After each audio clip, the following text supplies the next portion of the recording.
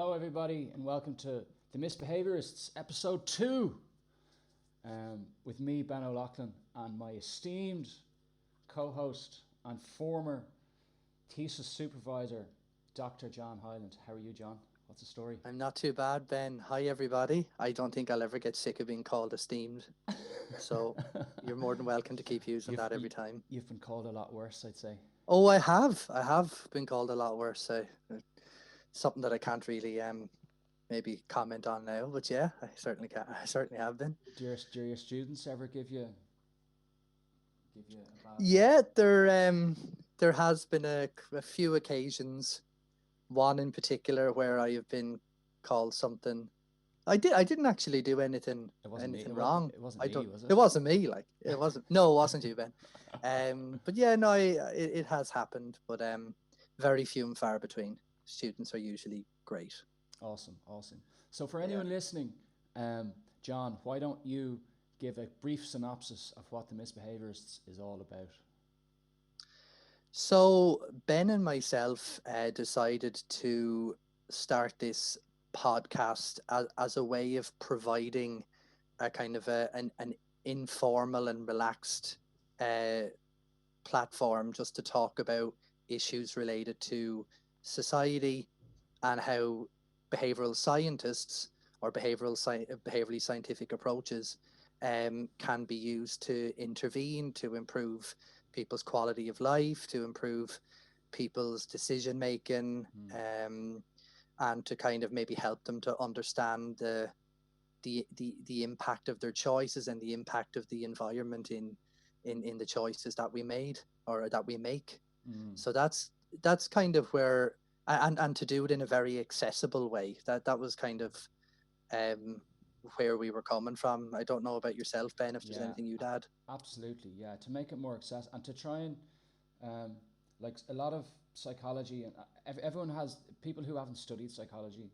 I'm sure they know a lot more than they think they know just from experience. They recognize patterns of stuff happening, but they just don't know what it is. So if people could understand that a little bit more, or understand a little bit more about themselves, even if it comes to personality or something like that, they may be able to make better decisions moving forward. That's very true. Like, I mean, I've spoken to a number of students in the past, whether it's, people working as special needs assistants or people working, say, as teachers or in business or whatever, and they would kind of comment that, oh, I kind of use something like that, but I never knew the kind of technical terms and the evidence behind these approaches, but we kind of use something in our workplace kind of like that. And I think it really opens their eyes that they're using approaches that are effective, but they may not necessarily know what's behind them, you know. And I think that kind of thing is often is terminology as well, because I find even when I'm talking to you about behavioral science, that you'll be using words like discriminative stimulus or stimulus, and I go, oh, what's that? I'll be like, oh, what's that again? And that's like, oh, that's the trigger, or that's what happens beforehand, the thing that makes the other thing happen. If you know what I mean. Yeah, like I know I've chatted to you about this before, but if you look at I suppose the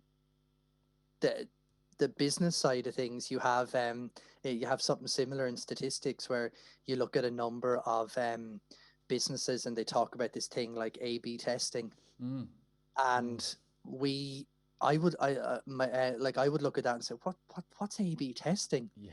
And then I read into it. It's like, oh, that's your scientific method. Like, that's your, in many cases, I suppose your randomized, your randomized kind of control trials, really, and just under a different name. And I'm sure that there's people that are very familiar with A/B testing that may not necessarily know what it will be called in the academic world or the research world. So what I like about behavioral science in general is that it gives people like ourselves and other people that are interested in what affects human behavior, it gives us an opportunity to come together and talk openly about different approaches and learn from each other about maybe how in the applied world we use these types of terms, But when you actually look at the architecture of what we're doing, it's very similar to what you would call this.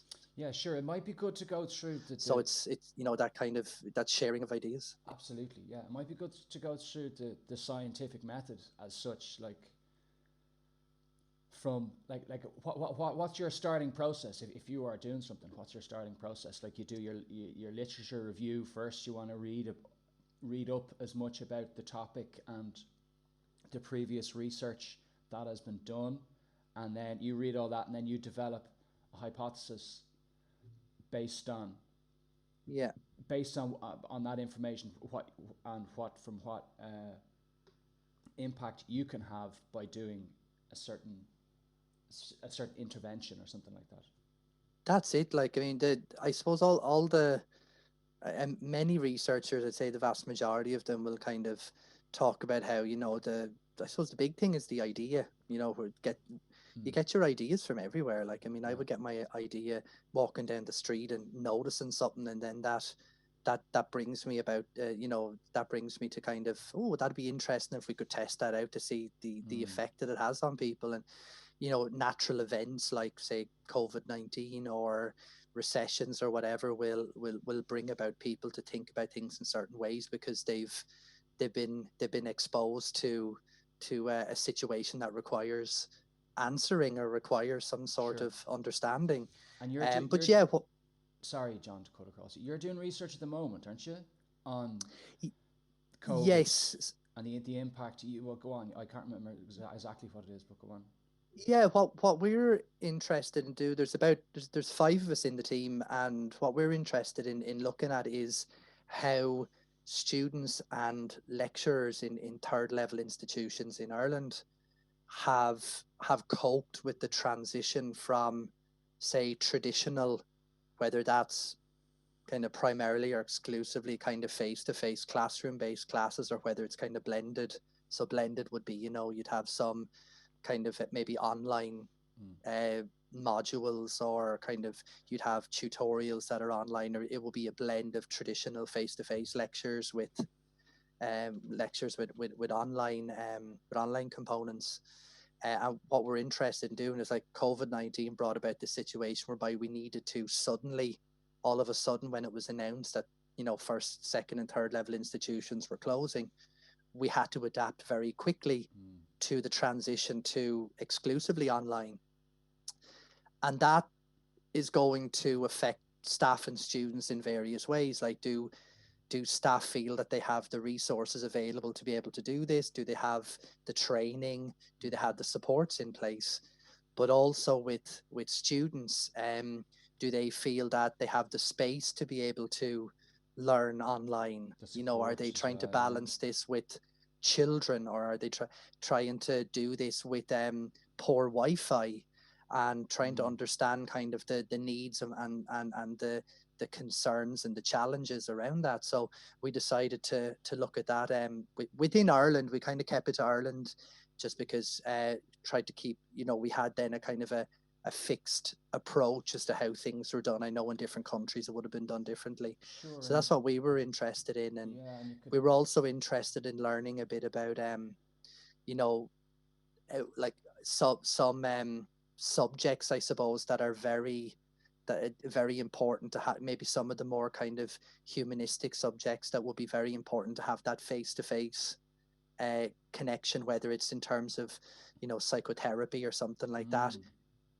That there may be more challenges in moving that to online compared to something that might be a lot more theoretical.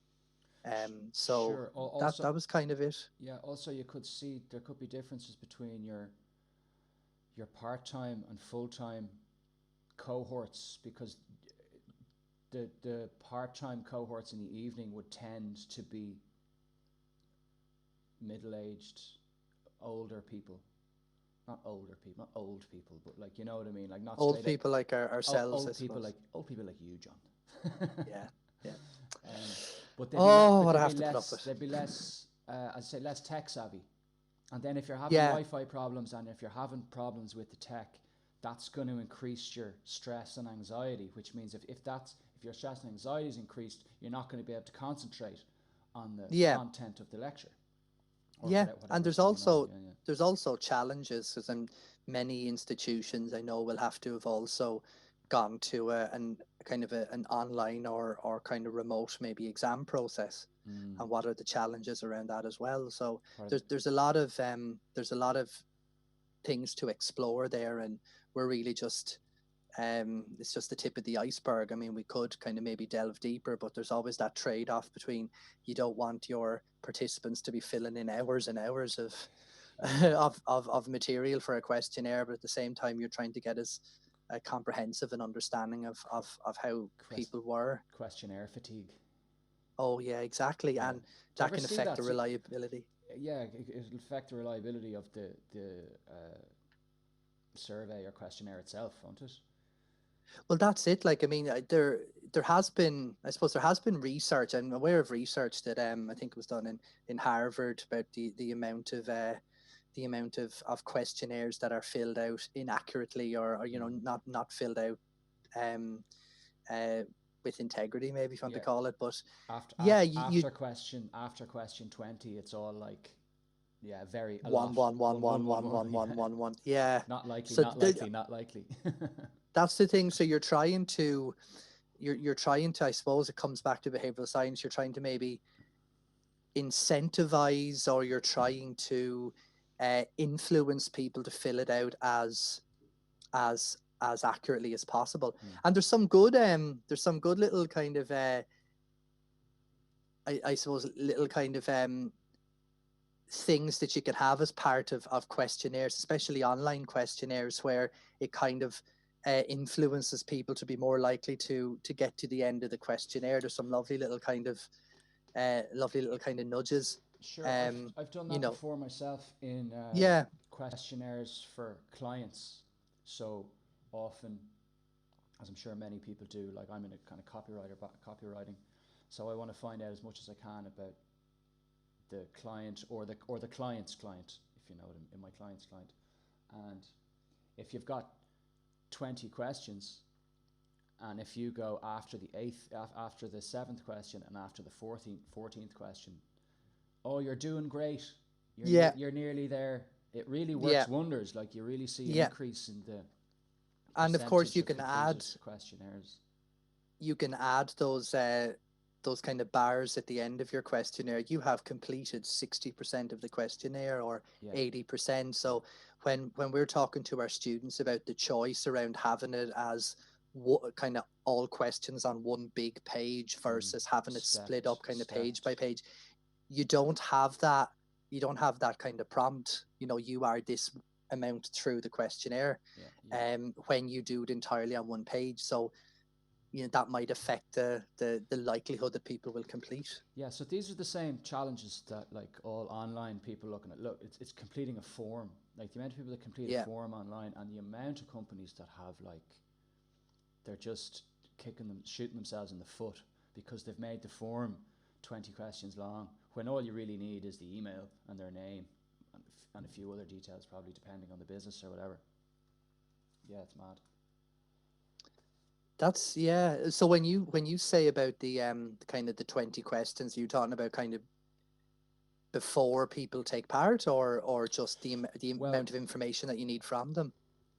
I suppose it depends on the specific situation, but a particular scenario where I might do it is that if I'm writing copy for somebody's website, and I want to find out as much about their customers' motivations and what drives value for them, and what their anxieties are, what's holding them back from making a particular decision, taking a certain action, whether it's leaving their email, or whether it's buying a product, or whether it's leaving an inquiry, or whatever the desired action is. Yeah, it's always hard to explain it without an example.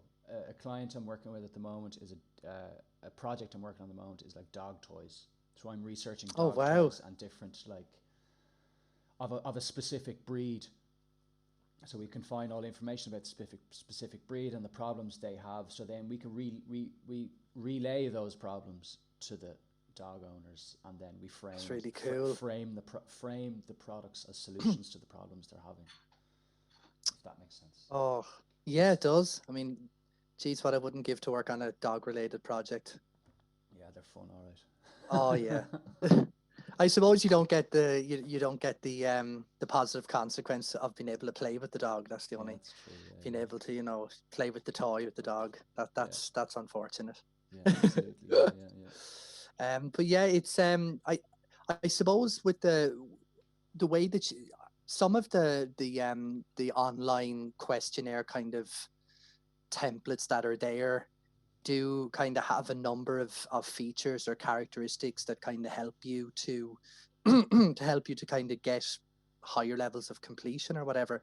But at the end of the day, there's also a kind of a duty on you to, well, when I say a duty, I suppose it comes back to you to know what to kind of say, like to empower the person that, by getting accurate responses, it'll really help us to understand the specifics of what we're investigating. And the people that fill out these questionnaires, if they have a genuine interest in what they're filling out, then by empowering them to feel like they're valued, their response is valued, which it is. I mean, in research anyway, we rely on participants a lot more than participants rely on us. I mean, they mean everything to us, when we're looking for responses, and we do value every single response that we get, and it moves us to having a better, I suppose, a better representativeness, a greater level of power in our research, and it sometimes to kind of spell that out to the participants just how much they mean to us is important too, and it kind of it helps them to realize, well, something, my responses really matter here. But it must be I remember myself from trying to gather, and this was only for the bachelor thesis, trying to gather participants is a difficult job, and other people, I did a experiment, but other people were just doing, I did surveys as well, actually. I did an online survey as well. You had a 2-phase kind of part to your... For some reason, John, I always make my experiments far too complicated, and I'll add this bit on, and I'll do this, and then I was like, I did too. For my bachelor's, it was about wine. It was about wine tasting. Well, it wasn't. It wasn't about wine tasting. It was about whether the order of and the pricing order would affect which bottle of wine people chose, the price of it. It was something along those lines. That was what I was actually measuring. And I didn't have any significant results as far as I remember, in the live wine tasting when people were doing it. But I did get some in the online one, I think, because it was much clearer. I think it was something along the lines of which all the wines were essentially the same with different descriptions, and the most expensive one was at the top in one treatment, and they went down from like 25, 20, 15, 10, and the other one would be the other way around. So it'd be 10, 15, and then my hypothesis was that people would order more expensive wine if they were shown the one where the highest price was at the top, and it was significant. Yeah. Which is great for any restaurant owners out there. Here's a free tip: put your most expensive bottle of wine at the very top, and you will make more money on your wine list. That's. I mean, if you take nothing else away from today, there is a very important tip. Because that's no matter what, people will go, oh wow, they're like, whoa, because it kind of gives you an idea of what the restaurant's like as well. It's like, oh, that's €100 bottle of wine, the first one you see. It's like the €37 bottle of wine doesn't seem that expensive anymore if you've compared it to a €100 bottle of wine. I'm always fascinated by anchoring. Really, really fascinated by it, that you could have. It's not only numbers as well. It's the first piece of information you hear, and I catch myself doing it all the time. Yeah. But it's only after the fact that I realized, I was like, hang on a second, it's like you give too much importance, or you pay too much attention to the first piece of information you hear about any given topic. I wonder, does that relate, Ben, to the concept of the halo effect that you see in interviews? Sure, it could well do. I know, I'm not sure, but yeah, it could Yeah, do. it would be interesting maybe to kind of think of it in that way, you know, that you're sitting on an interview panel and someone comes in and they give I don't know, they give an incredibly good impression of themselves, or they give an incredibly good first answer to a question, and you know, do we tend then to overmark them, or, you know, based on that first piece of information, like what you were saying? So, like I would imagine, if, let's say, for example, let's take this scenario. So a student writes an essay, or does a task, or whatever it is for you, a project, and it's a 2,000 word essay, and the first 400 words are brilliant, and it trails off. You might still go, oh yeah, no, you know, it was pretty good because the start was great. That's it. Yeah, that's something that you have to be aware of, you know.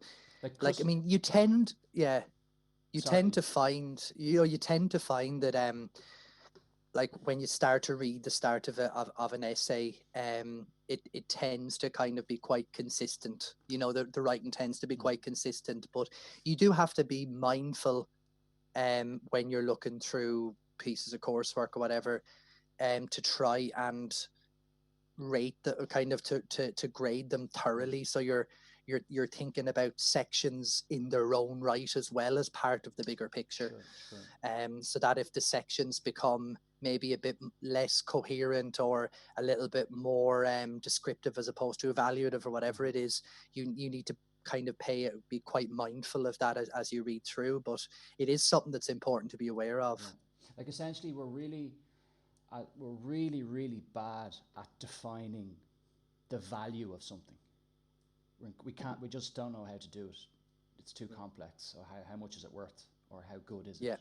So we need a reference point. The decision, that's what the decision making, it's all about, a reference point. So we need something to compare it to.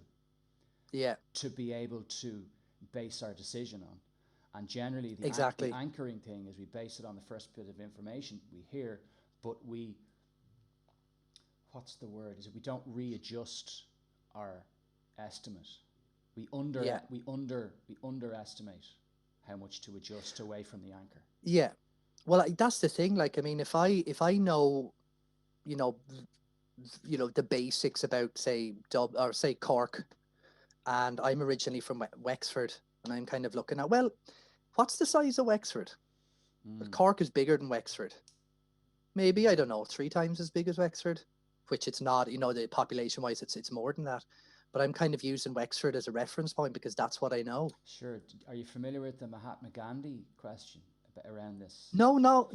No, so I'm not. This shows how crazy it is, and how impactful.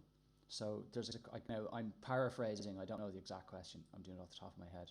So it's something like, so this is 2 treatments, 2 groups, 2 conditions. So 100 people were asked, do you think Mahatma Gandhi was older or younger than 45 when he died? Is question 1. And people go,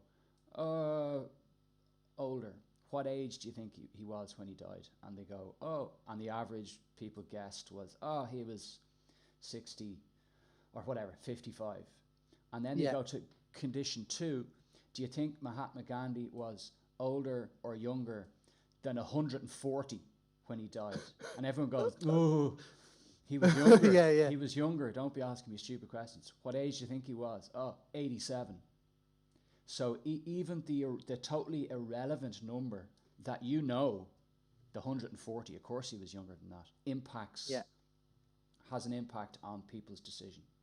Because the much higher anchor. Yeah, it's the simple. Think of it like this as well. Think of it if you're working in customer service for Ryanair. How are you, Michael? And your flight is cancelled, and you're at the desk, and the customer service person says, look, we can't get you another flight until 2 days time, and you go insane, and then they go, oh, actually we can get you on one in a day's time, you're happy then, because the first thing they told you was, no, there's nothing for 2 days.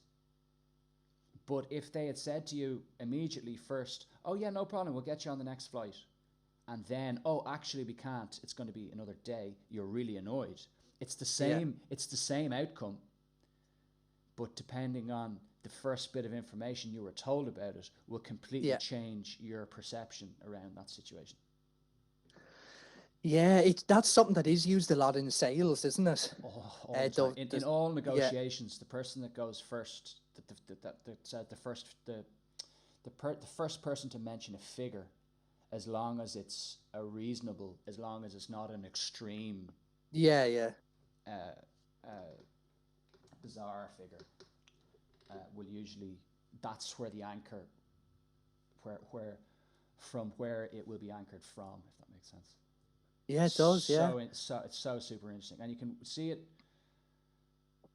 over and over and over, and I see it in my own life over and over and over. Because I'll encounter something, and I can't think of a specific instance off the top of my head, but I'll encounter something and go, oh yeah, I must think about that, and then go, hang on a second, I'm putting way too much importance on the first thing that I heard about it. Yeah.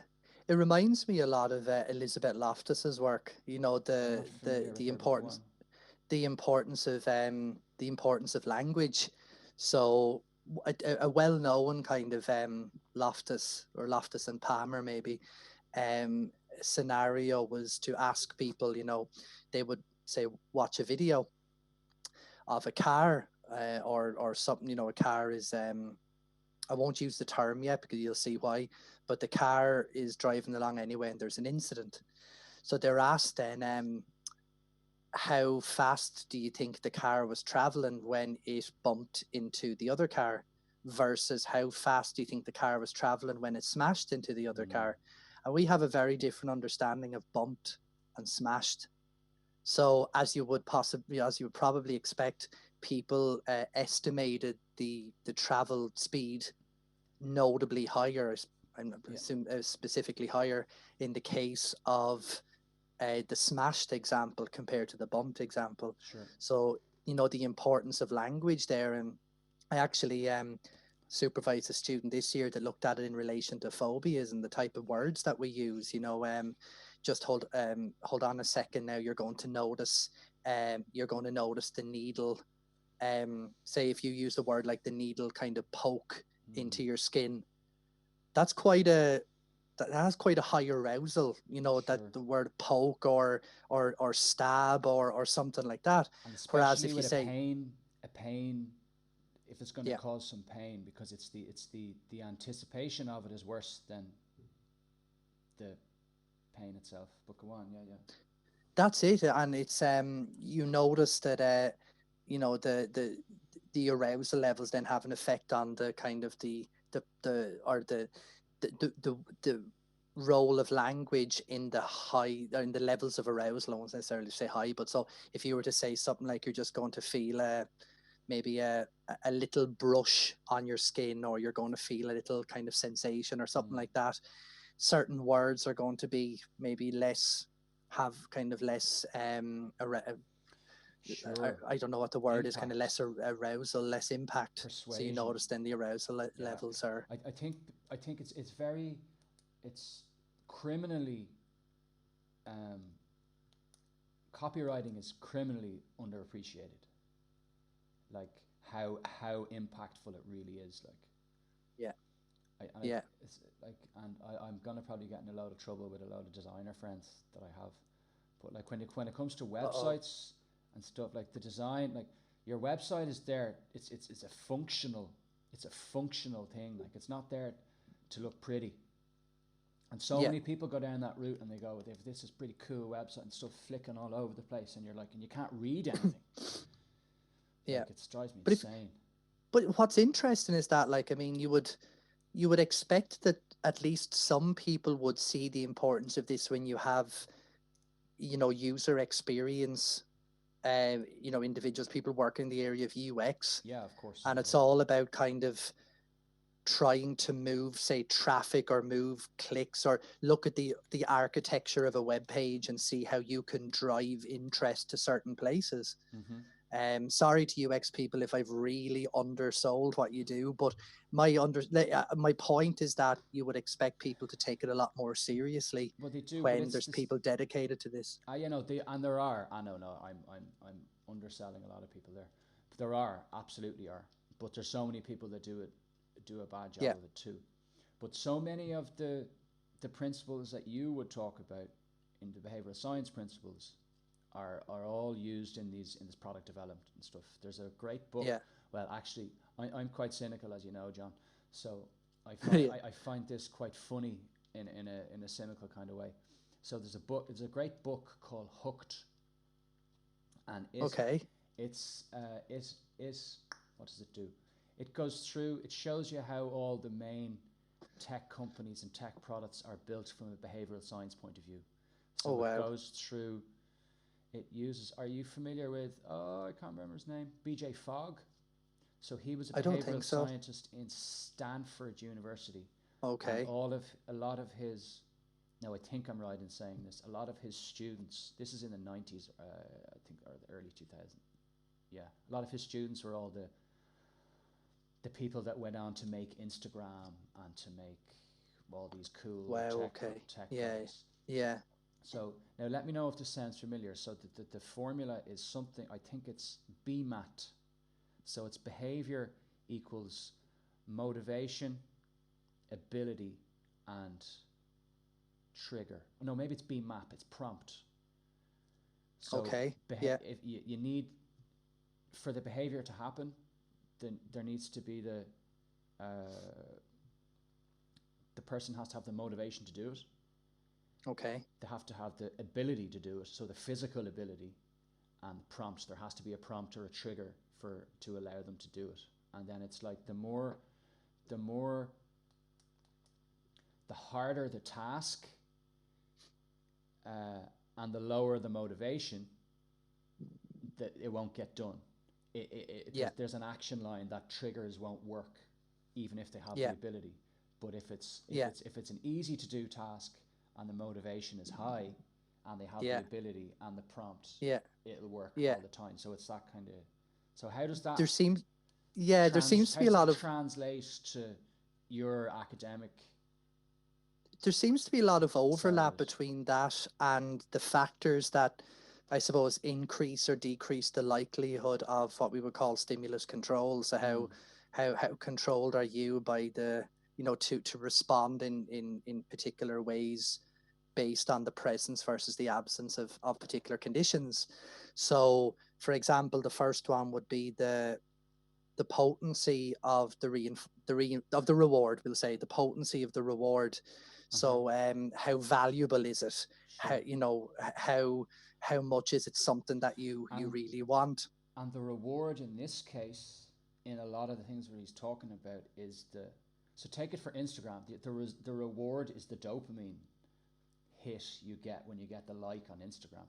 So it's like the motivation. What's your motive? Your motivation for using Instagram is social approval, because you want to see people like your stuff. Then do you have the ability to do it? Is it like, well, is your mobile in your hand? Is it ready to go? And the prompt is the notification. So you get the notification, then you get the social approval, which makes it that behavioral feedback loop. That kind of cycle, An addictive behavioral he calls it habits. But this is why I'm so cynical. It's terrible. His sequel to that book was called Indistractable. He says, there's stuff all over the place. There's our attention's been taken by all these tech things. Here's how to keep yourself indistractable. And I was like, hang on, man, you just wrote a book a couple of years ago about how to build these products. Yeah, I know what you mean. Yeah. Well, that's the thing, I suppose, that any kind of research idea or whatever can be used for a variety of reasons. Like in academic research, we would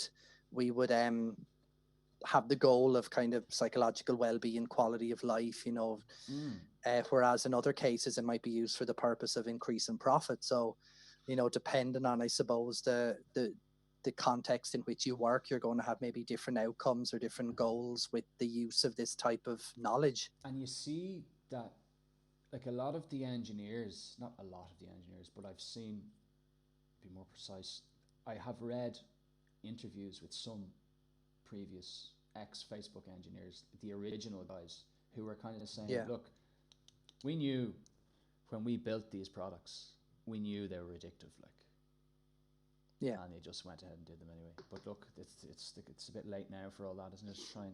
Yeah, I know. But yeah, going back to the kind of the behavioral, like the another thing that matters is, and I suppose you can relate this somewhat to the level of trust that you have that you'll achieve an outcome, is how reliable something predicts an outcome. You know, so when you think about a speeding van, for example, what's the likelihood that someone who flashes their lights at you in terms of an oncoming vehicle, what's the likelihood that that will predict the likelihood that there's a speeding camera down the road? And it's kind of a combination of that with the potency of the outcome. Like it there might be a number of reasons why someone flashes their lights. It might, you know, you do see a lot of people that drive trucks just flash their lights to say hello to an oncoming truck, or you might have it, or might have someone who as Michael Caine would say, just wants to watch the world burn, that just flashes their lights and there's nothing, it's not indicating at all. Or it could be that someone does it by accident. But there are a number of times whereby it is used as a warning signal. Now, I know in terms of legislation, it's something that you know, you're not to do, and it's illegal to do, but people still do it anyway. But my point here is that what is the likelihood that it will predict a particular outcome that you need to be aware of? And it's that combination. It's like, are you willing to slow down if it is 70% of the time, because the outcome is so potent, like you get your penalty points and you get a fine? Whereas if the likelihood was much lower, would you be less likely to make the choice to slow down? And I suppose it depends then on whether you're late for an important meeting. So what's the value of going faster versus you know, the value of kind of slowing down? So there are factors like that as well. The trust, the likelihood. Yeah, I've always thought, now this is only, I'm not really basing this on anything that's scientific. It's more of a thought experiment, really. But I've always thought that for speeding, certainly, like, you can, if you say to people, right, you're going on a 20-kilometer journey. If you go at the speed limit and drive safely as you should, it's going to take you 10 minutes, for example. I don't know if that distance is right, but anyway. But if you go over the speed limit, it's going to take you 9.6 minutes. So if you go, you're putting yourself in this much much danger. And the output that you get is you arrive at your destination 50 seconds earlier. If you can put it in if you put it in those terms, you're like, wow, what am I actually doing here? Like, why am I trying to get there earlier? Like, it's not, because it's not the getting to the place early. It's kind of like not wanting to do the journey. It's getting the journey over quicker, I suppose, rather than getting there earlier. It's kind of it does. And I think people would actually be pleasantly surprised if they did something like what you're saying, Ben, if they actually looked at how long it would take if they went at this speed versus this speed. Actually, for relatively short journeys, there's a negligible difference between the two. Yeah, because with like, the traffic lights are designed for people to go with the speed limit anyway. So if you go too fast, you're going to break it and get ahead of the cycle, I suppose. It's funny how you convince yourself, just thinking about that, how you convince yourself that the lights are with you or the lights are against you when actually... Well, now, I'll tell you now. I've done myself and my father have done many experiments on this. Yeah. My dad did back in the day. So we drive from where did we used to drive from? My grandparents' house was in Kilmacud in Stillorgan. Oh yeah. So I would have only been, like, this is when I was under 10 years old, 7 years old or whatever. And my dad was living in Donnybrook. So he was like, no, I can drive from Stillorgan Shopping Centre down the dual carriageway to Donnybrook and get all the lights if I drive at the speed limit. Wow. Okay. And that was the goal, that he could do the whole way if he started at the right time but went at whatever the speed limit was. Yeah. So we done. I presume that, like, I presume then if he ever watches this, he'll love this story. How are you, Dad? I presume then that you would, something like that would work as long as there's no kind of, I suppose, extraneous or random factor. So, for example, a pedestrian crossing, because of course I suppose we just go right through them. Like. Right. Okay. Yeah. Just for those out there, Ben's joking. I think, yeah. But yeah, that's the thing. Like, I suppose if you don't have the random factors, you'd be able to you potentially you should be able to do those things. Yeah. Are we still talking about psychology, or are we? I think, I don't know. Yeah, maybe. But yeah, kind of going back to whatever we were talking about. We should talk about COVID. We should actually talk about COVID. We didn't last week. I'm actually quite interested in well, firstly, I suppose from a personal perspective, I mean, it's something that's affected everyone to a certain degree. And you know, there's a lot of factors there that remain unknown. You know, I mean, I haven't done the research. I've kind of read up a bit on the research around the use of masks and around, like, social distancing, and obviously listening to experts like Professor Luke O'Neill and people like that, you know, who is very, very up to date and very kind of aware of all the science that's coming out about them.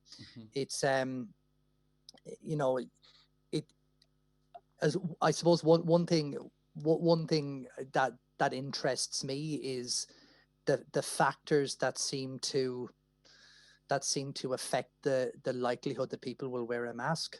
Does it come back to that social approval, social disapproval thing again? Yeah, I was reading about, I listened to a interview with Dan Ariely, who is the behavioural economist guy from Israel. Oh yeah, was a Predictably Irrational book. And he was either interviewing or interviewed by another lady whose name I can't remember. And they were talking about, so the big question is like, oh, are masks good or are they bad? Do they work? Do they not work? And he's like, well, that's the wrong question to be asking, because it's too divisive. It's too, like, it's black and white. It's the yes or no, which is, and in certainty, like, we're really bad in decisions on certainty. So we should be asking questions like, how much does wearing a mask reduce the chance of transmission? They're the type of questions. And then it's like, because there was a really, really good infographic where there was 4 scenarios. There was seen it, yeah. Mask and no mask, no mask, if infected, not infected. So yeah. Whatever the 4 scenarios on it really shows. It really makes it really clear, if I'm wearing a mask and you're wearing a mask, even if you have it and I don't, it's still a really low chance of transmission. So they're the kind of messages that you should be putting out, rather than do they work, do they not work? Yeah. And so it comes down to kind of, I suppose, percentage and probability rather than yes or no. It's not a kind of a discrete question like that. Yeah. And what I was also saying was, and I remember looking at these. Remember we were talking last week about the dictator game, the economic games. Yeah. There's another game called the public goods game, whereby the simplest way to describe it is, let's say there's 4 players in the game. Each of them has €10. Then each player has the option to put as little or as much of that €10 into the pot. That pot gets doubled and then just redistributed equally among the 4 players. So, okay, for example, let's say there's 4 players. Everyone, 3 players put in 10, and 1 player puts in 0. The pot is 30. It gets divided by 4, which is, what's that, 7.5. So everyone gets 7.5 back. So your man that puts in nothing gets 17. He's got 17.5, and the other 3 have 7.5 each. Do you know? So that's essentially what wearing masks is. It's because everybody has to wear a mask for the good of everybody else. So that's why you see this massive consternation between people who are getting so annoyed at other people who aren't wearing a mask. Yeah. It's like, well, I'm wearing a mask, doing it for the good of everybody else. But what's really That's interesting... what I was just going to say, Ben. It really kind of highlights that you're actually doing it for the other person. It's not something that you're doing for yourself. Yeah, exactly. So what's really interesting about these public goods games is they've done them, so you can do one-shot or repeated measures. So they've done really strict trials in these where they have they've done repeated measures public goods games in loads of different countries, and they've found massive differences between the input of what people put into the public coffers, let's say, in different cultures and in different countries. Some they find that it starts really high, everyone puts in loads, and it slowly diminishes as the game goes on and on and on. Some people it starts, some countries, I'm not going to go into the countries because I don't want to. I'll just start laughing because I've one really funny one, but I'm not going to give the details. And some of them it starts low because they're not that trusting yet, and it slowly builds. And some of them it starts low and stays low in some countries. And I'm not going to say where it is, but one particular country, I was like, wow. And I know people from that country, and it's like, that's exactly their attitude. It's like, really? It's like, no, you keep your money, I'll keep my money, and we'll all be fine. Because they don't trust. But the hilarious thing about these repeated measures games is then you can punish people based on, so you can then choose to punish people who aren't pulling their weight, who aren't putting enough in. So you can put in you can put in 1 to take 3 away from them. Okay, so it's that's an interesting, But what they found in this one particular place was that where it started with really low contributions and stayed low, the punishers were the people who weren't putting into the public coffers. They were punishing the people that were. So it's like, we're doing fine. Look, you do you know what, actually, I'm happy to throw in 1 so you don't get 3. And that's like, so that's where you can see like people are like, no, that's like someone going, do you know what, I'm going to rip off your face mask. That's what that's like. It's it's really, and you can see the dynamics between people now. It's like, it's going to get worse. Yeah. And then I don't know how it's working in the States, but they seem like they're like the American psyche, if you want to put it that way. Like, it's built on freedom is their thing. So it seems to be a massive dent in their freedom or liberty that they can't have to wear a mask. This is what I'm just seeing on the news and stuff. Yeah, yeah. Whereas in Ireland, it seems more people are happy to we're all in this together and all wear the mask together, it seems. I don't know, maybe it's just anecdotal evidence. It's still, now in Ireland, it still is the case whereby you go into a supermarket and there's a significant number of people that are not wearing masks. And again, it would be interesting to look at differences like urban versus rural, for example, or you know, or that sort of thing. But you do still notice that, because again, it's not mandatory. Like, my understanding is that in Germany it is mandatory to wear face masks in these kind of more contained regions. Well, here in the Netherlands, it's mandatory in public transport. I think that's just become a thing here. Yeah, no, it's not. It's not in the supermarket, I don't think. Okay. But I think in some closed spaces it is. To be honest, Yeah. I've been steering clear of everywhere except the supermarket, to be honest. Yeah. And yeah. And the golf course, of course. And the golf. Well, I suppose, yeah, not many people around, open spaces. I was fascinated. I think Professor Luke O'Neill was saying something like, I mean, it's 14 times more, what would be the word, transmissible or transmit, you know, that it travels, or it's 14 times more infectious indoors compared to outdoors, which is why I suppose somewhere like a golf course would be close to an ideal way to engage, you know, as a hobby, or as, you know, in terms of exercise. Sure. Yeah. You know, unless you're going into the clubhouse afterwards or whatever. I'll make sure to keep it up then. Yeah, like, definitely, you know, do it for the good of health and the good of the people, you know. Yeah. But what fascinated me, what really grabbed me about that infographic you were talking about was just that, you know, I think it was the second of the four, like, if you wear a mask and the other person, if you're not wearing a mask and the other person is wearing a mask and you're infected and they're not, the likelihood of infection is moderately high. So it's pretty close in likelihood for an infection compared to if both were not wearing masks.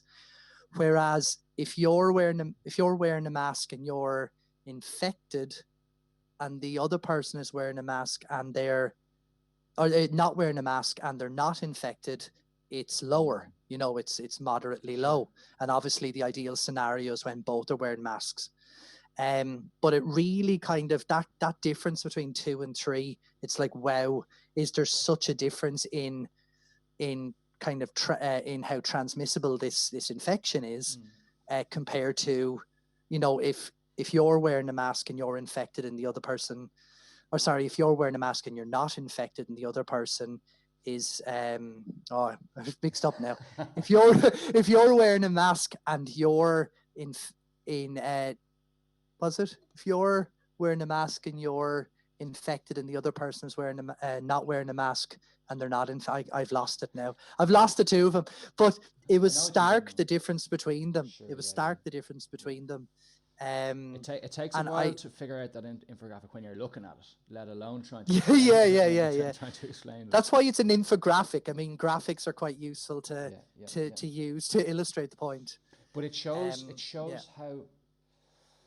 how important the communication of information is. Like, the UK, I don't think have done a great job of that. Their messages have been very mixed, and like, I was quite interested in the language they used, and like stay alert and all that. I was like, why? Like, I was quite interested in the colors they used, and they used red and green, kind of like a traffic light system, and they used, what was it? They used green and yellow, or they used red when it was stay at home or something. They used green when it was like stay aware, and it was almost like, are they nudging the people with the green and red? Could be, but, yeah. Yeah, I was just interested in the colors that they chose, like red for staying at home. Yeah, but I read something very interesting, and again, let's come back to copywriting as well. Like, it should have been simple messages like shop once a week, don't leave your house. Yeah. Like, like practice social distancing is awful. Like, it's just like, what does that mean? Like, that doesn't mean anything. Yeah. Stay 1 meter away from people. Yeah. Keep 2 meters distance from people is better. Like, that makes sense. Practice social distancing. Oh, okay. Yeah. I don't know. I'm going to go home and practice it. Go home and practice it then, Yeah. Yeah, what was like, even in Ireland, I felt that the Irish message was quite good generally, but there were instances where I wasn't sure what was being communicated. Like, for example, there was one when it came to getting exercise, when it was when we were in kind of full lockdown or very close to full lockdown, and we were only able to walk kind of within a 2-kilometer radius of where we lived. And it wasn't clear initially, and there was other people on Twitter that were the same. It wasn't clear initially whether you had to walk when you're getting the exercise, that you could go for a walk with your partner or with your children, or, you know, with and then a couple of days later it was clarified that we meant no, with your household.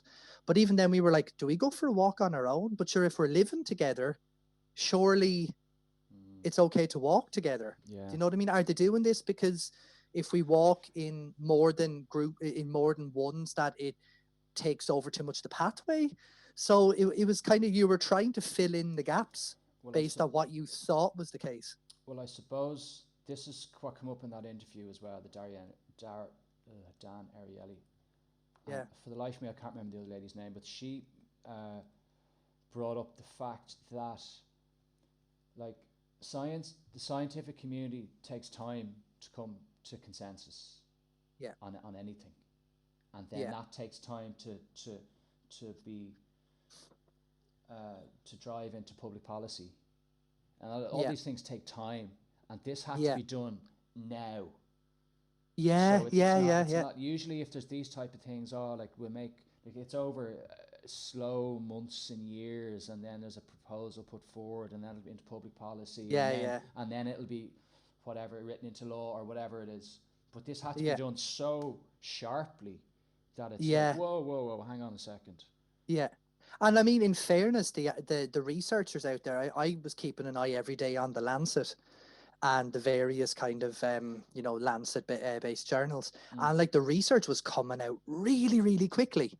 You know, you start to see the research coming out from Wuhan, you start to see the research coming out from China more generally, and then in other places, and like they were really doing it fast, but it still doesn't keep up with the speed of social media and the speed of having to act now, before the data matures, or before the findings can be properly scrutinized. How do you think, this is kind of slightly off topic now, but how do you think we will fare moving forward with social media and the proliferation of fake news and the misinformation and the trust in larger institutions and all kind of trust in all things that used to be so stable, like print media, like the news on the TV. Like now it depends on which side of the political spectrum that you watch your news, or where you get your news from, or what you believe. And then with confirmation bias, it's like all you need to do is have a thought. You can find on the internet any information you want that will confirm your beliefs. Yeah. So that's it. It's like, it seems now, and with like pockets of, apparently Facebook groups are becoming pockets of conspiracy theorists, and because then you get massive groups of people together, like this social group, who all believe the same bullshit. Oh, excuse my French, but you know what I mean. And that only confirms, that only reinforces their beliefs, that other people, I'm not the only person to think that, even though it's a conspiracy theory that someone just made up, or like. But some people, I suppose, would refer to as the echo chamber, isn't it? Exactly. Yeah. So how do I do, like how do you think we'll from us, like, psychologically, how because we've never had to deal with something like this before. Like, I think the first thing I would say is that I do think it's healthy to remain, skeptical. I do think that's something people should remain skeptical, but so I do think that kind of questioning sources and appreciating that, if you look at this news channel or this news channel, whatever, they'll all have a certain degree of maybe political leanings, and they'll have a certain degree of bias and that sort of thing, but at the same time, you end up, if people are not kind of, maybe, I suppose, willing to engage openly and to really, really kind of critically think about what they're reading and not just accept it at face value, then it seems like it's kind of polarizing viewpoints. And I honestly don't know where it's going to go. Like, I mean, it's quite interesting to see what's happened at the moment in that I think maybe Twitter was the first one to start putting when it say comes to Donald Trump, starting to put those like disclaimers on his tweets. And then recently what you're starting to notice is that Twitch, you know, I suppose predominantly wouldn't be known as a kind of a streaming channel for gamers, they have disabled or suspended his account, I think is what I heard yesterday. I don't know what the current situation is now, because these things move so quickly. But I don't know where it's going to go. Is it because you are noticing more maybe high profile suspensions of accounts now, or expulsion of people from various social media? So they're kind of shutting down particular viewpoints. And that's complicated for so many different reasons. Like, one is the whole free speech thing. What I find very annoying, I don't spend any time on the internet arguing with strangers. I don't like, but loads of people do. But I think it's a waste of time. And now I can't remember what I was going to say. I've lost my train of thought. Now go on. Yeah, I suppose we were talking about kind of are we living in a post-truth kind of world? You know, in the sense that we but there's so much information now that I'm kind of looking at things and I'm questioning, which again I look back on, I think that's not necessarily a bad thing, but I'm questioning all viewpoints now. So it's almost like I'm taking this very kind of conservative approach to everything I'm reading. But again, it all comes back to, you know, that I'm a firm advocate and believer in the scientific method, and I look at the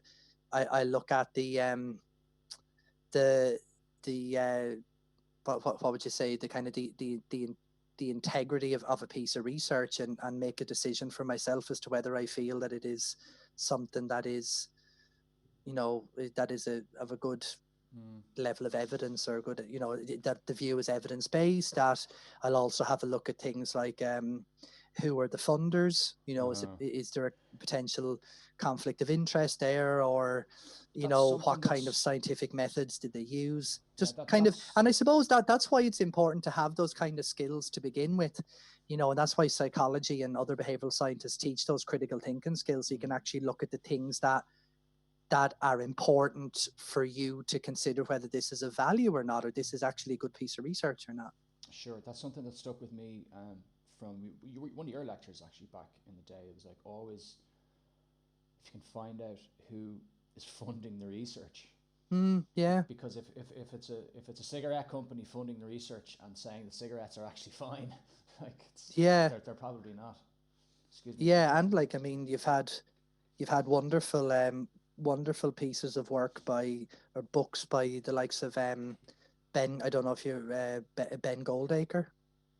Not familiar with him. No. So he wrote, like, there's 2 books of note, but like Bad Science and Bad Pharma, and Bad Pharma is really kind of looking at this idea of kind of, I suppose, reporting bias, and you know, so if you have 4 predictions about a particular drug, and you know, selective reporting of findings, and 3 of them are verified and 1 isn't, you know, what's happening that 1 that isn't? Are you being fully transparent about the outcome of your research, or are you kind of hiding these things? And he talks about countless kind of examples of kind of cooking the books in terms of research. It's a very good read for anyone who's interested in. I think I have heard of that book, and I'm staying out of that rabbit hole, to be honest, at the moment. Like, it's the whole big pharma thing, and the making drugs and owning the patent for X amount. Oh yeah, Making a fortune, and but go on. Yeah.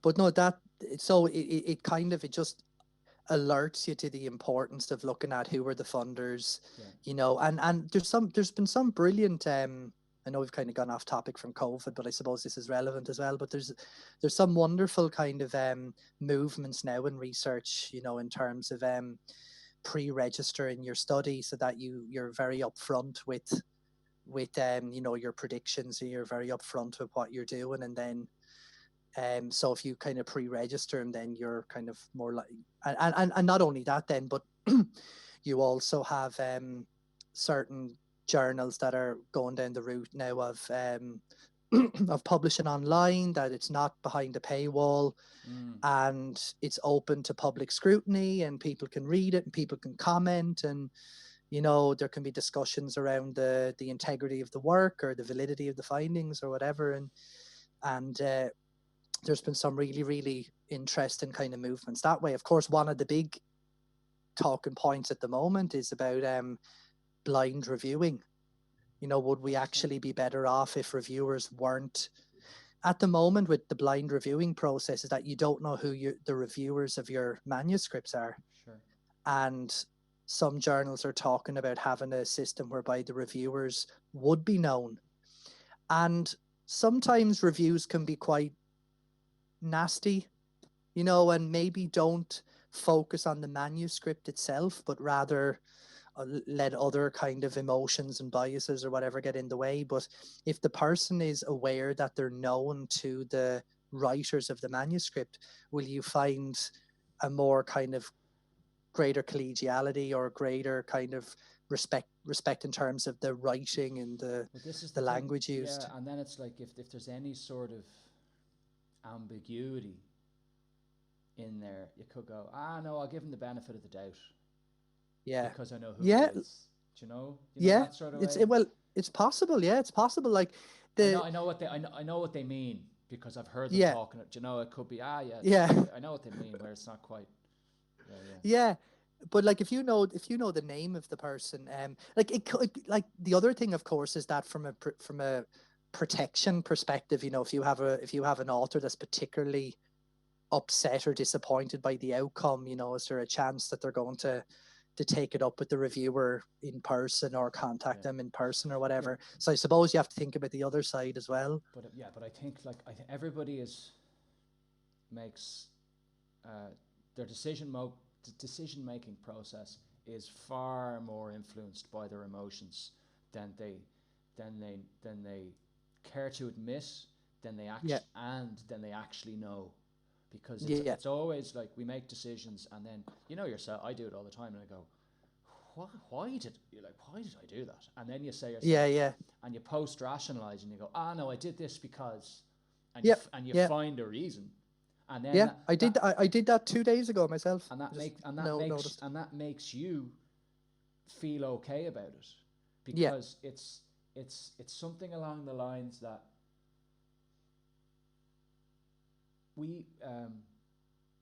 we're super scared that the world is absolutely chaotic and that we've no control over our own place in the world. So we have to post-rationalize all our decisions to make sure that our place, I did that right. I know what I'm doing. Like the thing when we say, like, I'm definitely gonna go to the gym 3 times this week. I'm gonna have a good breakfast beforehand, and then I'm gonna go, and then it's like, no, not at all. You say you're it's that it's going back to that kind of hot cold, and afterwards you say, no, but like my hamstring was at me a bit, like, so it's probably best. You're right. It's kind of like that hot cold kind of scenario. You know, you're in a you make the best of intentions when you're in a kind of when you're hot, or when you're kind of a hot context. But then it's like we're talking about the alarm clock. It's like, I'm going to set my alarm clock for 6 o'clock, and I'm going to get up and I'm going to go for a run because I'm really motivated about it right now. And then 6 o'clock comes and the alarm goes off, and it's like, oh yeah, but I have a really long day of work today, and I'm tired now, and exactly. You know, so you're in your kind of your cold state, and the plan beforehand is less likely to be executed. And as was we meant. spoke about this before, but habits are great Yeah. for that. Yeah. And I can't remember if I spoke about this before, but habit stacking is brilliant. And my old boss used to talk about that. So, all right. So what would that entail? Okay, so let's say you build habits on top of each other. So one habit will follow another. So let's say you want to read half an hour, your book half an hour every day. So you set every morning at 9 o'clock, you read between 9 and half 9. That's habit 1. So you get into that habit of doing that, and then you do it for a month.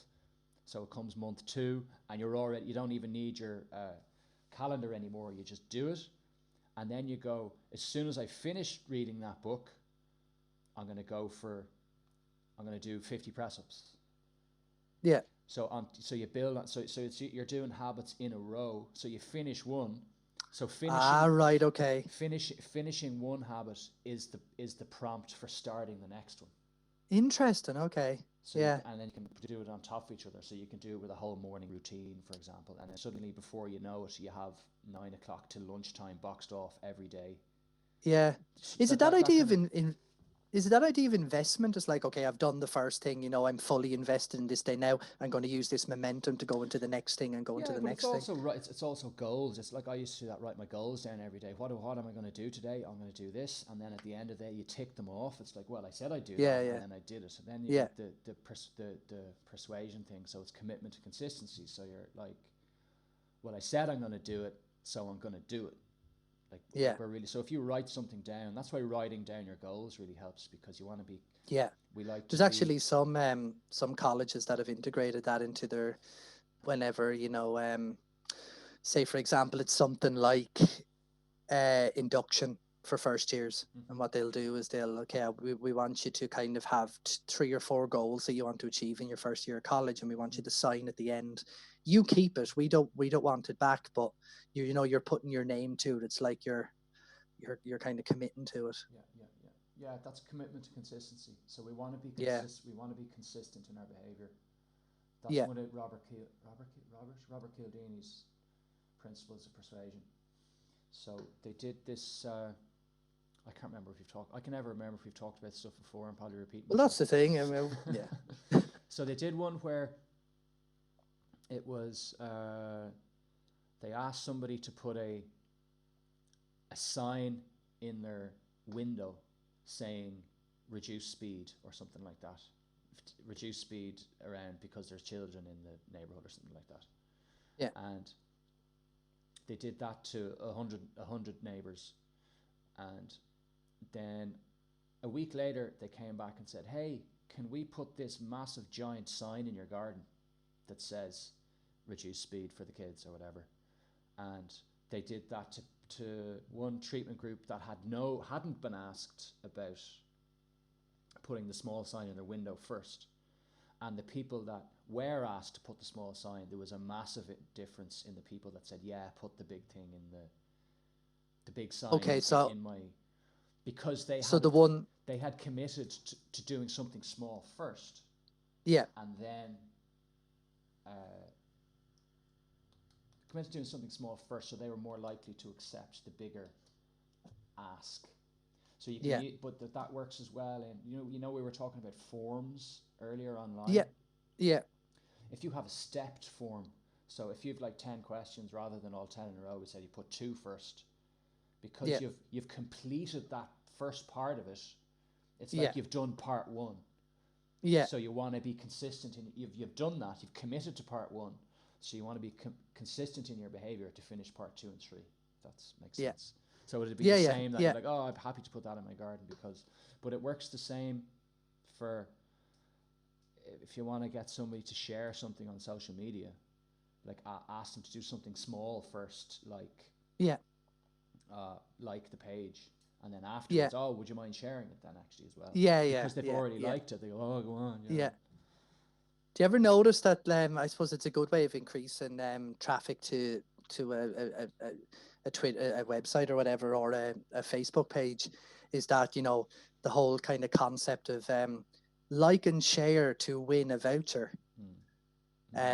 I find that quite interesting. It's like, oh yeah, I really want that voucher, and I suppose liking and sharing isn't too bad. As opposed to, I always find like there's other ones where it's like, to be in with a chance of winning this, post something interesting on your page about our restaurant or about our cafe or whatever. It's like, and that just seems like too much work. Yeah, just let me like and share.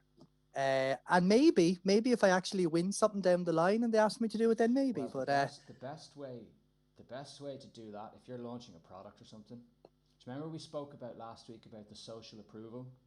Yeah. So to recap that very quickly, people base their social approval on others, so they look to others, so they look to their neighbour. So they're not going to be happy, even if they've got 2 Ferraris, the neighbour's got 3. They're going to have 3 Ferraris. Yeah. So if you can start it's a thing called a viral queue. So let's say you're launching a book, John. I've completed psychology, and you want to get people, you want to sell your book, and you want to get as many shares on social media as possible. So you kind of do, it's kind of like Kickstarter, where you would, so you start this viral queue. So people have to get a certain amount of points to share your thing on. They get 10 points if they share it on Twitter, they get 20 if they share it on Facebook, and if they send it to email, you get more points. So the more points you get, the higher you go up in the queue. Interesting. Okay. So you can see where everybody else in, and then there's different prizes. So if you get top of the queue, you win the book, John's book on psychology, plus you get to go to John's house. He'll cook you dinner. Oh yeah! So what a prize! What a prize! You've all these different prizes. So if you're in the top 50, you'll get a signed copy, or so you can see all the prizes. This is like the different tiers that you can go in. It's like the gold circle or the silver circle that you've got different benefits we were talking about before. So if you can see where you are in the queue, you're going to share more and more and more and more and more. So that's the virality part of it, and it really works. Wow, that does sound quite effective, because essentially you're having this kind of progressive payoff. Like if you are willing to do that a little bit more, the payoff is higher and higher. Yeah, and you can see what percentage you are. You can say, oh, I'm only 3 points away from that dinner with John. Yeah, God. I wonder all the more reason not to do it. I wonder what he's going to Yeah, you'd be lucky if you got toast. Yeah. Oh no, it's like, I mean, I remember talking last week about the kind of they use percentiles in kind of different types of games too. Sure, yeah. Like I noticed, like I would play fantasy football quite a lot, and it kind of gives you your kind of what position you're in relative to everyone that plays the game, and it kind of motivates you to keep going, like or your position in a league. Yeah, absolutely. Yeah, because we were saying before about the pundit arena thing. Oh, you're one of 7% of people that got 20 out of 20 right, because you're like, yes, I'm elite. I'm in the top 7. Yeah, I'm amazing. And that will make you more likely to do that quiz in the future. And that's like actually something that we kind of it kind of has. Like, I mean, I know that's kind of playing to people's kind of competitiveness or whatever, but those kind of percentiles, those kind of Z-score calculations are also used in, in education. So in Ireland, we, when we're in primary school or first level, we do, in my day, I think it was called the Micro T exam, but it became known then as the Drumcondra exam. I don't know if any of this jogs your memory, but it was to determine your reading age and your reading ability, your comprehension ability, your mathematical ability relative to other people your age, other children your age. And what it does is it kind of ranks you as a percentile. You're in the top 5% or top 10% or whatever. But it can also be quite useful to identify if someone needs additional support. Sure. additional educational support that maybe they're not quite at the reading level as their age would dictate.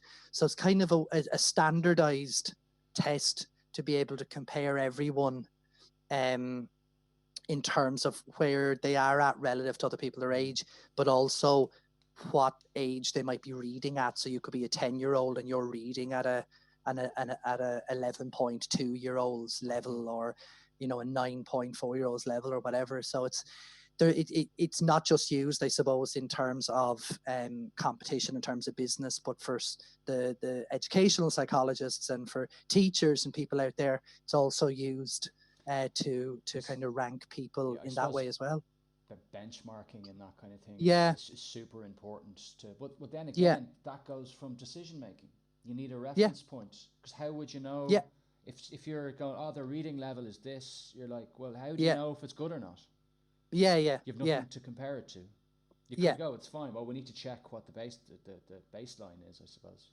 Yeah, so you need some sort of criterion. So whether that's age, or whether that's kind of using it on the basis of what other people their age are reading at or doing maths at or whatever. Yeah, you need that kind of benchmark, which brings on the importance of doing baseline, recording baselines when you're looking at kind of longitudinal changes, like over time.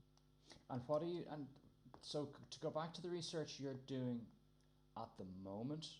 Yeah. So you're looking at the impact of COVID-19 and changing from traditional to online learning environments. That's correct, isn't it? That is correct, yeah. So we're looking at a number. What were your hypotheses? What are you expecting to? What do you expect to find, or do you? It's a good question. Like, I mean, what we're like the objectives of the study generally is to try and kind of try to gather a comprehensive kind of profile or view of people's like there's a number of kind of things that we're measuring. We're looking at not only kind of outcomes of the transition. So for example, changes in workload, for example, we would be expecting that there would be differences with regard to levels of workload, but we're also investigating issues related to kind of psychological resilience. So like some people are going to be more resilient or hardy, so we would expect that resilience would play a role in the kind of the transition. But there's a number of factors. We're also quite interested in looking at just general things like access to supports, so not just Wi-Fi or the standard of Wi-Fi, but also looking at did you have access to a laptop? Is the equipment that you're using of a good quality? Is it of a not so good quality? We're also looking at kind of, I suppose, for the students, academic motivation, because we have, it's quite interesting to try and delve deeper into into whether the motivation will predict higher levels of engagement, online engagement. When you remove that face-to-face connectivity that you have with other students, or that connectivity you have with the lecturer, will higher levels of motivation predict that you'll continue to engage at maybe as much or close to how much you would have engaged in a traditional setting. And did you, just out of interest, did you include any personality questionnaires in there as well? Because I'd hypothesize that people who are high in conscientiousness on the Big Five are generally going to do better on exams across everything across the board, just because they work harder. It's in there. I think that it's a really good point. We had personality in there initially, but what we decided, because we didn't want to overload the questionnaire, we took it out. And the reason why we took it out is because we wanted to look at something that maybe would be more manipulable, in the sense that we could actually do some from an application, or from a kind of in terms of advising over supports or advising over what could be done if these online transitions continue. We focused more on things that we could maybe directly affect, rather than something like personality. But it was quite disappointing to drop personality. Personally, I really wanted to include it. So we had been looking at the NeoPi, is that what it's called, the NeoPi, as our personality measure. But we really wanted to kind of to gather that, to have a look at conscientiousness, to have a look at openness to experiences, and see whether that would be they would kind of predict kind of engagement level, say, during the transition. But because it'd be very interesting to find, like, if you could find an interaction effect on personality and COVID and the environment, that'd be really interesting. Because then it would, because then you'd be able to go, people who aren't, or let's say whatever, people who aren't that conscientious, you just need to do X, Y, Z, and it'll be better in the end. Well, that's it. Kind of have more tailored, maybe tailored approaches. Yeah, no, you're right. Like, I mean, I think if it was possible that we could kind of measure everything we wanted to, and it still wasn't getting to quite a burdensome level, then we would have included personality. But it was the last thing really to be dropped. We wanted to keep it in there, but we just committed to measure. But I do think if we were to do kind of follow-up research kind of down the line, or if someone else was doing something similar, then, you know, personality will be a very viable variable to investigate. Very interesting thing to investigate. I'm super interested in that side of psychology, and we haven't talked about much of this. I'd love to talk about now in the future. Definitely. No, that would be nice. I spent a lot of time watching Jordan Peterson's personality lectures. I've watched them all. Yeah, he talks a lot. He talks a lot about it. And he goes through from psychoanalytical, from Piagetian developmental psychology, super, all the way through Carl Jung, and all from that side of things as well. I get from what I've seen in his interviews now, I probably wouldn't have watched him near as much as you, but I noticed that he does seem to adopt the kind of, I suppose it will be considered the kind of Costa-McCrae 5-factor ocean model. Yeah. So I hear him talking a lot about openness, conscientiousness, agreeableness. But he splits them further.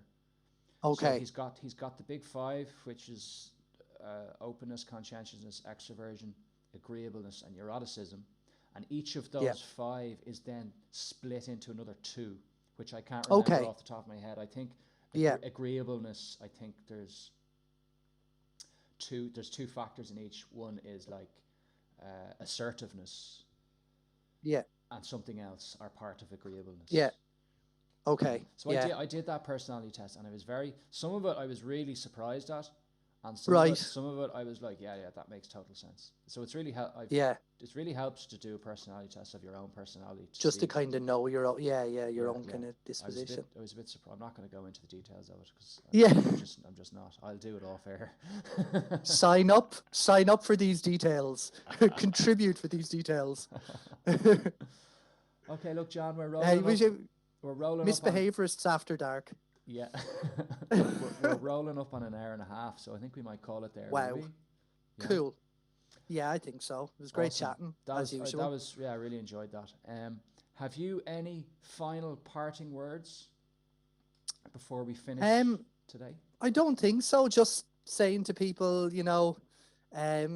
look after yourselves. And I suppose the one thing that I've been thinking about this week is with the pandemic the way it is, with COVID-19 affecting us the way it is, that just remind yourself of the importance of kindness, and to be kind, and you're in the middle of a pandemic. It's okay to be anxious, it's okay to be worried, it's okay to be concerned, and don't get angry at yourself. Don't give out to yourself for feeling that way, because you wouldn't speak to other people who have concerns.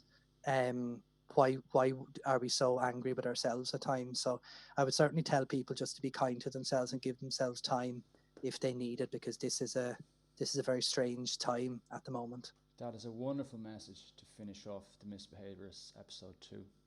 John, thank you very much. It was great to talk to you. Thank you, Ben, and chat to you soon. If anybody has any questions, drop a comment below, and we will do our best to get back to you. No, we won't do our best. We will get back to you. Okay, guys? Yeah.